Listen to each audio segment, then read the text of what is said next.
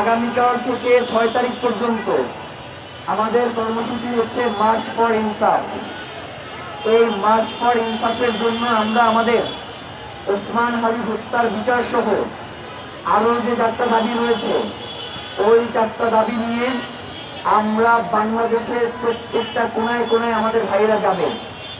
তারা গিয়ে জনগণ তো জানা যায় প্রমাণ করে দিয়েছে যে ওসমান হাদির হত্যার বিচার নিশ্চিত করা ছাড়া এই সরকারের কোনো গতি নাই, এটা নিশ্চিত করতেই হবে। এরপরেও আমরা আগামীকাল থেকে মার্চ ফর ইনসাফ নামে বাংলাদেশের যত গুরুত্বপূর্ণ পয়েন্টগুলো রয়েছে আমরা সকল পয়েন্টে যাব। সবার কাছে ওসমান হাদির খুনিদের বিচারের জন্য 7 তারিখে এই শাহবাগে এবং আরও যে বাকি 7টা বিভাগ রয়েছে ঢাকা ছাড়া, এই 7 বিভাগের গুরুত্বপূর্ণ পয়েন্টগুলোতে আমরা আমাদের অবস্থান কর্মসূচি বা হরতাল যেটাই করি এটা আপনাদের ঘোষণা দিব। আমরা আগামীকালকের মধ্যে যেই লিফলেট এইটা আপনাদের কাছে পৌঁছায় দেওয়ার ব্যবস্থা করব। আপনারা এটা নিয়ে প্রত্যন্ত অঞ্চলে আপনারা তাদের কাছে পৌঁছে দিবেন এবং এইটার বিরুদ্ধে যদি কেউ কথা বলে এটাও আমাদের কাছে এসে বলবেন। আমাদেরও তো জানাই শত্রু চেম্বার দরকার আছে না? তারা দিল্লির দাবেদারি করতে চায়, আমাদের এটা জানবার অধিকার আছে না? আমরা এইখানে নাম ধরে ধরে বলবো যে কারা দিল্লির কাছে বাংলাদেশকে বিক্রি করে দিতে চায়, কারা চায় না এই ভারতীয় আধিপত্যবাদের আমাদের নেতা ওসমান হাদি হত্যাকারীদের বিচার হোক। এবং আপনাদের কাছে যারা এই ভোট চাইতে চাইবে আপনারা তাদেরকে 2টা কথা জিজ্ঞাসা করবেন। আপনি কি ক্ষমতায় আসার পরে ওসমান হাদি যে ইনসাফের কথা বলছে, যে স্বাধীনতা সার্বভৌমত্ব রক্ষার কথা বলছে, এটা কি আপনারা রক্ষা করার জন্য বলবেন? যদি বলে হ্যাঁ, ওকে। সেকেন্ড বলবেন এই হত্যার বিচারের ব্যাপারে আপনার এখন পর্যন্ত অবস্থান কি, আপনি কী করছেন এই হত্যার খুনিদের বিচারের জন্য? যদি এদের প্রমাণ দিতে পারেন আমরা আপনাকে ভোট দেবো, আর যদি প্রমাণ দিতে না পারেন তাহলে নিজের রাস্তা নিজে মাপেন। পারবেন না ভাই? কারণ হচ্ছে আমাদেরকে 12ই ফেব্রুয়ারির মধ্যে ইলেকশনও করতে হবে, নির্বাচনকেও থামাই রাখা যাবে না। এবং আগামী এই জানুয়ারির মধ্যে মানে ফেব্রুয়ারি পর্যন্ত ওসমান হাদির বিচারে কোনো কিছু নিয়ে আমরা যাব না।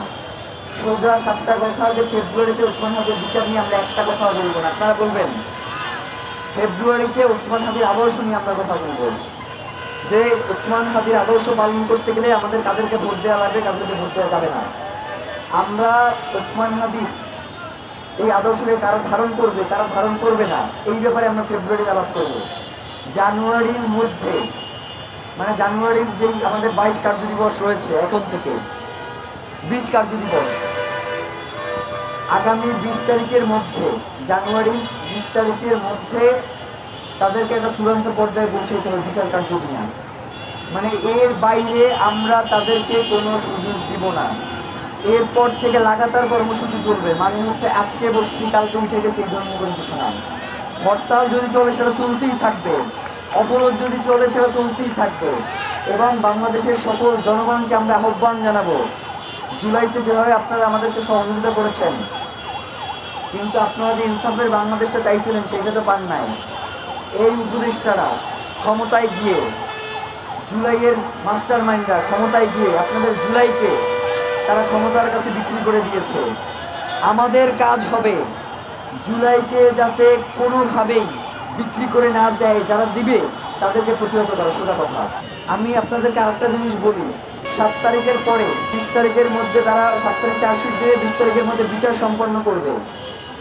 এইটা যদি তারা সক্ষম না হয় তাহলে বাংলাদেশে কোনো সুশীল আওয়ামী লীগের ঘরও আসতে থাকবে না।